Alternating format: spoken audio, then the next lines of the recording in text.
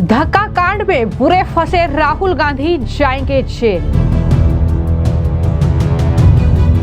राहुल गांधी के खिलाफ दर्ज हुई FIR. We have filed a complaint against Mr. Rahul Gandhi for physical assault and incitement. हमने श्रीमान राहुल गांधी जी के खिलाफ दिल्ली पुलिस में शिकायत दर्ज कराई है उनके द्वारा शारीरिक हमला और उकसाने के लिए। बीजेपी नेताओं को धक्का देना राहुल गांधी को पड़ेगा महंगा। आज जो हिंसात्मक रवैया रहा है श्री राहुल गांधी जी का एनडीए के मेंबर ऑफ पार्लियामेंट के विरुद्ध, ये दिखाता है कि वो केवल रवैया अशोभनीय नहीं है, वो आपराधिक भी है। राहुल पर एफआईआर दर्ज होते ही भड़की प्रियंका गांधी, बोली ये हताशा है। कि कितने डेस्परेट हो गए हैं कि आज ऐसे एकदम झूठी बातें, झूठा एफआईआर, राहुल जी कभी किसी को पुश नहीं करेंगे। संसद के बाहर धक्का मुक्की का मामला अब पुलिस स्टेशन तक पहुंच चुका है। कांग्रेस पार्टी के सांसद राहुल गांधी की मुश्किलें अब कई गुना बढ़ने वाली हैं, क्योंकि राहुल गांधी के खिलाफ इस मामले में एफआईआर दर्ज हो चुकी है। बीजेपी के नेताओं ने राहुल गांधी द्वारा की गई बदसलूकी के खिलाफ पार्लियामेंट स्ट्रीट पुलिस स्टेशन पर शिकायत दर्ज कराई है। लोकसभा के सांसद अनुराग ठाकुर, बांसुरी स्वराज और हिमांग जोशी ने यह शिकायत राहुल गांधी के खिलाफ दर्ज कराई है।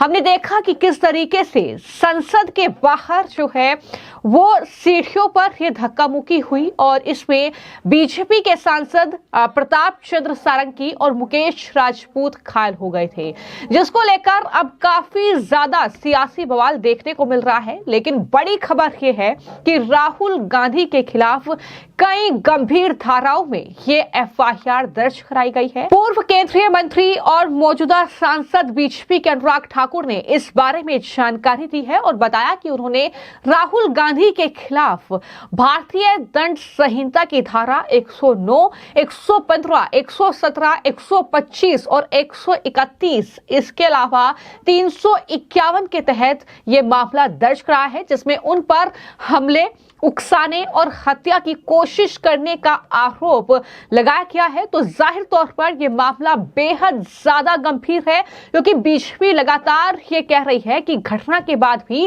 राहुल गांधी का अहंकार टूटा नहीं है और वो बिना सांसदों से मिले ही निकल गए। राहुल गांधी अपने आप को कानून से ऊपर समझते हैं, यह बीजेपी का आरोप है। लेकिन जिन धाराओं में यह मुकदमा राहुल गांधी के खिलाफ दर्ज कराया गया है वो धाराएं काफी ज्यादा गंभीर हैं और इन धाराओं में अधिकतम सजा क्या हो सकती है, इस बारे में अगर मैं आपको पूरी जानकारी दूं तो सबसे पहले धारा 109 की बात करें तो हत्या के प्रयास की यह धारा है। यह धारा किसी व्यक्ति पर तब लगाई जाती है जब वो किसी अन्य व्यक्ति की हत्या की कोशिश करता है और दोषी को 10 साल की जेल और जुर्माना हो सकता है। और ये अगर किसी दोषी को चोट ज्यादा आई है तो दोषी को, और इसमें ये भी है कि अगर किसी को जो है चोट ज्यादा आई है, जो कहीं ना कहीं इस पूरे मामले में विक्टिम है, तो दोषी को आजीवन कारावास की सजा भी हो सकती है।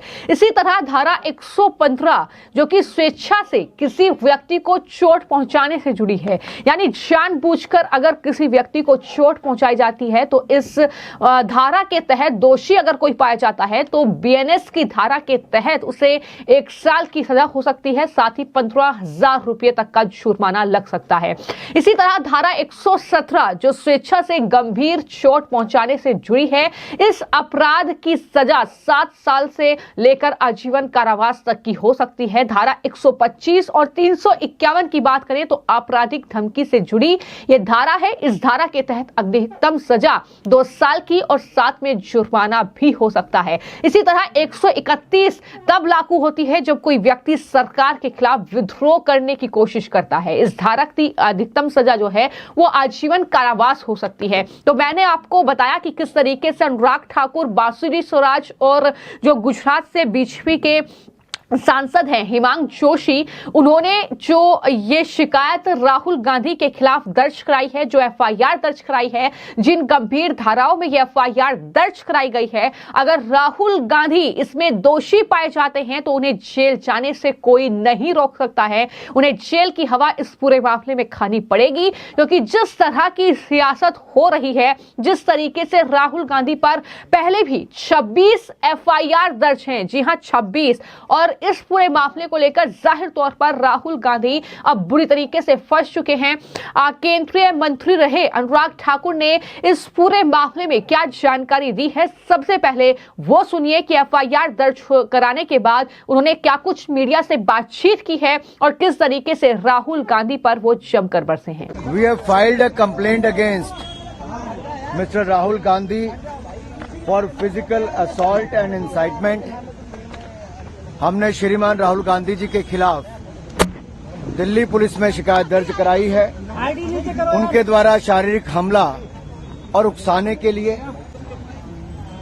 और जो हमने कंप्लेंट दर्ज कराई उसमें हमने विस्तार में बताया है कि जो घटनाक्रम आज सुबह हुआ पार्लियामेंट के मकर द्वार के बाहर, जहां एनडीए के सांसद शांतिपूर्वक तरीके से कांग्रेस के झूठ के प्रोपेगेंडा को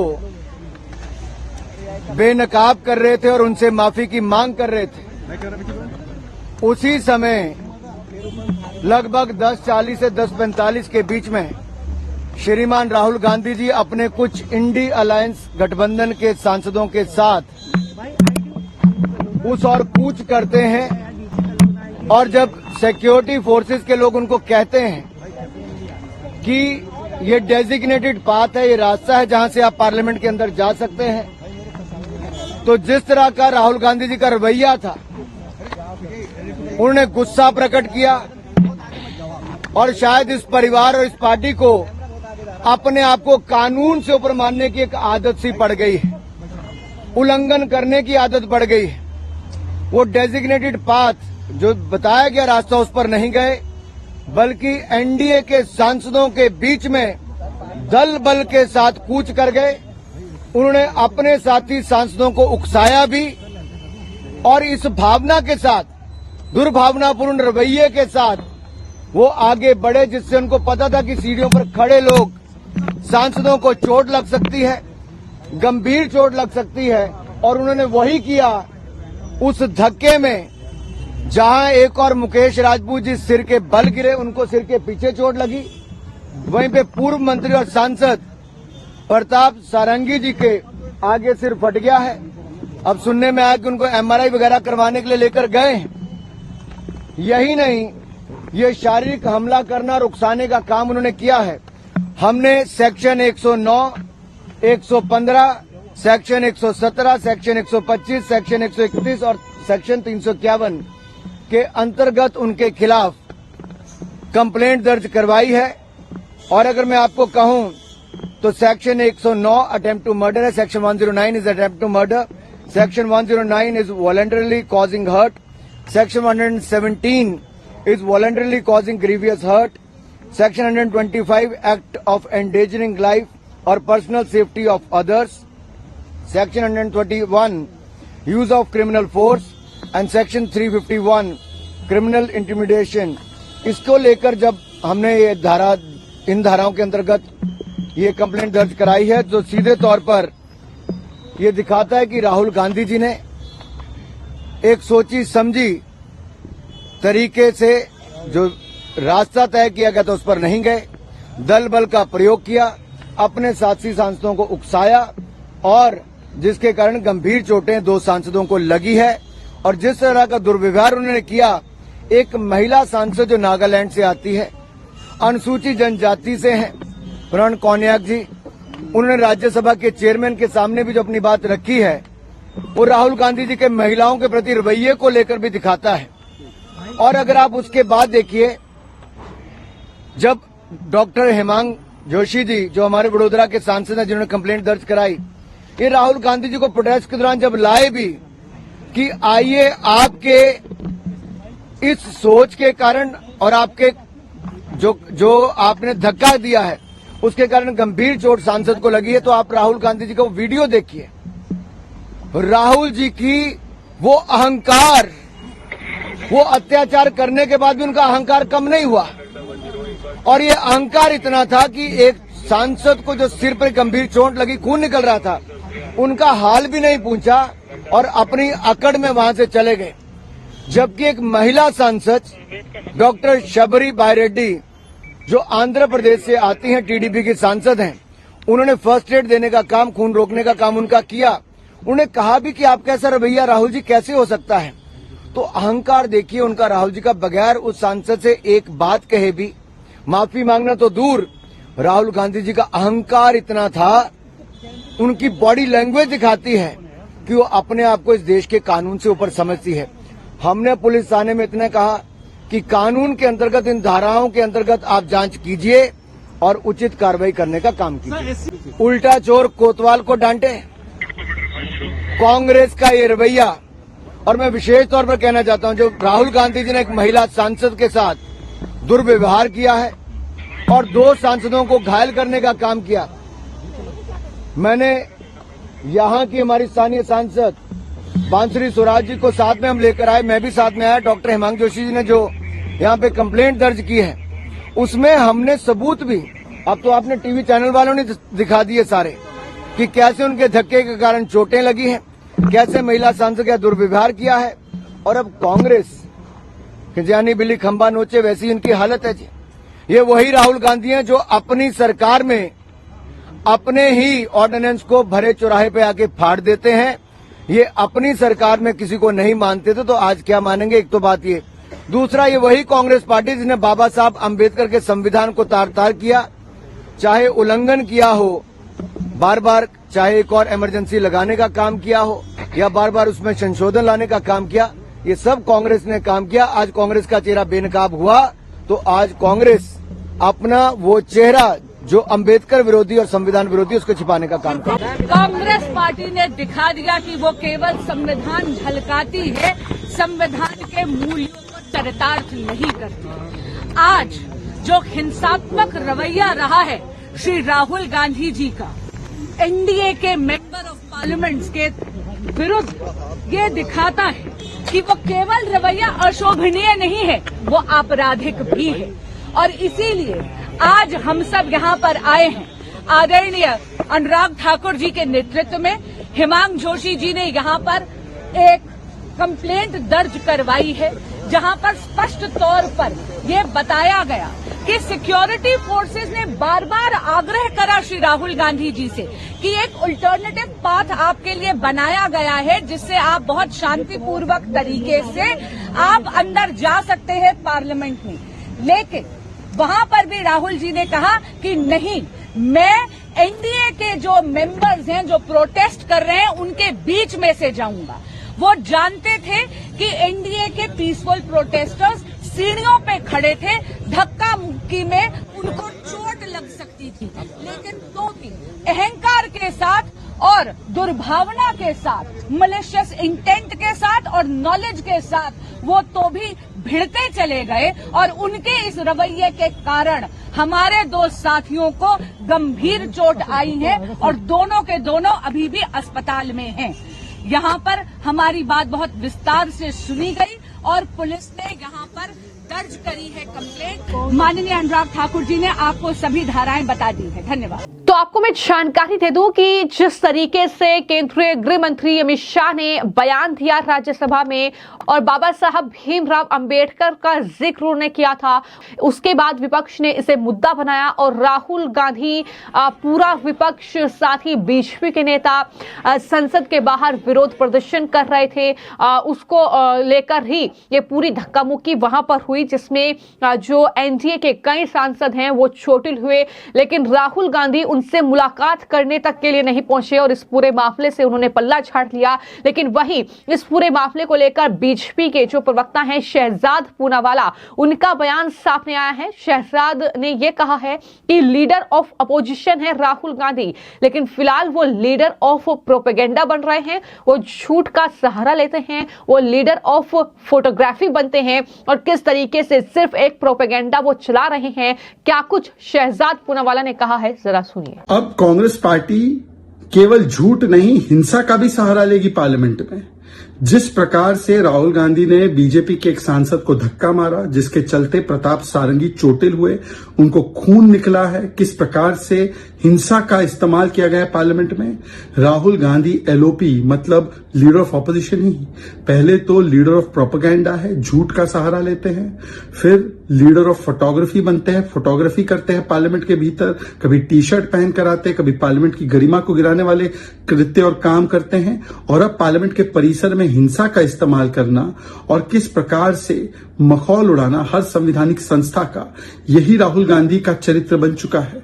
राहुल गांधी ने इससे पहले भी पार्लियामेंट के परिसर में एलओपी होने के बावजूद भी लोगों को वेल में जाने के लिए उकसाया। एलओपी होने के बावजूद भी किस प्रकार से जगदीप धनखड़ जी के पोस्टर का मजाक उड़ाया, किस प्रकार से राहुल गांधी ने आज एक हिंसा का भी प्रयोग किया है। ये उनके sense of arrogance and entitlement को दिखाता है। ये परिवार को लगता है कि वो संविधान के हर इंस्टीट्यूशन के ऊपर है, इसलिए प्रेसिडेंट का अपमान राष्ट्रपति कहकर, वाइस प्रेसिडेंट का अपमान जो किसान और जाट समाज से आते हैं, जिस प्रकार से इलेक्शन कमीशन का अपमान कुत्ता कहकर, जिस प्रकार से जुडिशरी का अपमान करते हैं ये लोग, जुडिशरी को कटघरे में खड़ा करके, और अब पार्लियामेंट के भीतर जिस प्रकार का इन्होंने हरकत और कांड किया है, हिंसा की है, कभी पार्लियामेंट में कैश ले आना, कभी पार्लियामेंट की गरिमा को गिराने वाले काम करना, और अब तो सीधे सीधे वायलेंस का इस्तेमाल करना। राहुल गांधी और कांग्रेस पार्टी ने तो कल ही बताया था कि देश में आग लगनी चाहिए, और क्या तुरंत ही पार्लियामेंट में हिंसा का इस्तेमाल किया जा रहा है। ये उनकी मानसिकता को दर्शाता है और दिखाता है कि कांग्रेस पार्टी जब से महाराष्ट्र और हरियाणा के चुनाव हारी है, वो किसी भी निचले स्तर पर, वो किसी भी लो लेवल पर जाकर देश के पार्लियामेंट के स्टैंडर्ड्स को और देश के पार्लियामेंट की गरिमा को गिराने के लिए उतारू हो चुकी है। तो एक तरफ बीजेपी ने इस पूरे मामले को लेकर राहुल गांधी के खिलाफ ये एफआईआर दर्ज करा दी है, जैसा कि मैंने आपको पूरी जानकारी दी। लेकिन वहीं पर राहुल के खिलाफ जैसे ही एफआईआर दर्ज हुई तो कांग्रेस पार्टी भड़क गई। प्रियंका गांधी वाड्रा ने कहा कि एक के बाद एक जो नई एफआईआर राहुल के खिलाफ दर्ज कराई जा रही है, ये उनकी हताशा को दिखाता है। तो वहीं कांग्रेस ने भी इसके खिलाफ जो है देश भर के सभी जिला मुख्यालयों पर विरोध प्रदर्शन करने का ऐलान कर दिया है। कि कितने डेस्परेट हो गए हैं कि आज ऐसे एकदम झूठी बातें, झूठा एफआईआर, राहुल जी कभी किसी को पुश नहीं करेंगे। मैं उनकी बहन हूँ, इतने सालों से मैं जानती हूँ, कभी इस तरह की हरकत कभी कर ही नहीं सकते। और फ्रैंकली देश भी जानता है, देश देख रहा है कितने डेस्परेट हो गए ये लोग कि इस तरह की फालतू के एफआईआर लगा रहे हैं, क्योंकि सिंपली अडानी पे चर्चा नहीं चाहते। और जो इन्होंने किया है अम्बेडकर जी के साथ, जिस तरह से अपमान किया है, ये जानते हैं कि ये देश नहीं सहेगा ये अपमान, इसीलिए ये सब डिस्ट्रैक्शन है, बस यही है। तो कांग्रेस पार्टी भी कहीं ना कहीं भड़की हुई है। लेकिन इन सब के बीच ये बड़ी खबर है कि राहुल गांधी पर जिस तरीके से, चाहे वो प्रताप सारंगी हो, चाहे वो मुकेश राजपूत हो, उन्होंने ये सीधा आरोप लगाया कि राहुल गांधी ने धक्का दिया, उसके बाद ये पूरी घटना हुई। तो इस मामले में राहुल गांधी पर अब इन गंभीर धाराओं में, यानी हमले की कोशिश, उकसाने की कोशिश और हत्या की कोशिश के आरोप में ये एफआईआर दर्ज कराई गई है। और अब देखना होगा कि आने वाले वक्त में पुलिस इस पूरे मामले में किस तरीके से राहुल गांधी के खिलाफ एक्शन मोड में नजर आती है। फिलहाल आपकी इस पूरी खबर को लेकर क्या राय है, मैं कमेंट बॉक्स में जरूर लिखें और ये बताएं कि क्या राहुल गांधी के खिलाफ जो एफआईआर दर्ज की गई है उसमें एक्शन होना चाहिए। जो ये पूरा मामला है, क्या राहुल गांधी को इसमें जेल होनी चाहिए कि नहीं, इस पर भी अपनी राय जरूर साझा कीजिएगा। धन्यवाद।